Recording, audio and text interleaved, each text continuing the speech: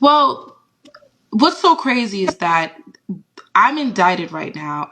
Indicted. I was found guilty, and I'm sentenced to 41 months in federal prison for preaching the gospel in front of an abortion clinic. Exactly that. The event happened in 2020.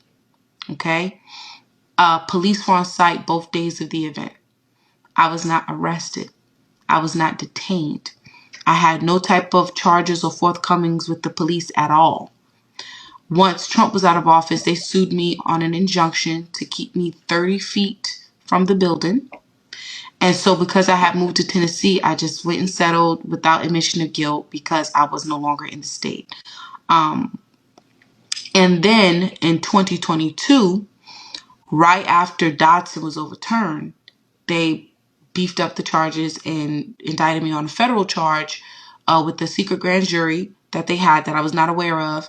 And they indicted me with FACE and conspiracy of FACE for the exact same event that I wasn't arrested at, that I had no kind of police encounters with. The police were on site there, and they went ahead and indicted me for FACE. Basically, they said things like me saying, no peace for the wicked, and we cancel this place in the name of Jesus.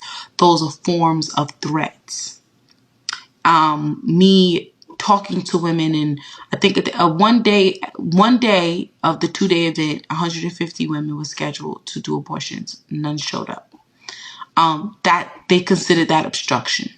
You're interfering with women's care. And I'll never forget this. Before they sent the jury back to deliberate, the jury was told, this is not about the Bible. This is not about religious beliefs. This is about women's rights.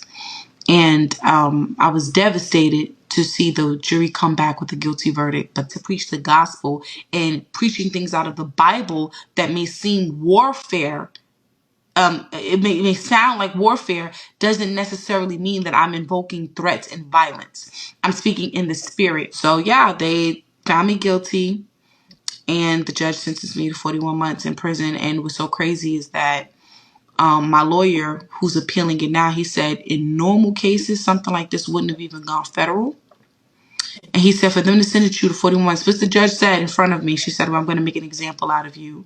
You had 65,000 people watching you at a time, and people need to know what the consequences are when you interfere with women's rights. She said it straight up.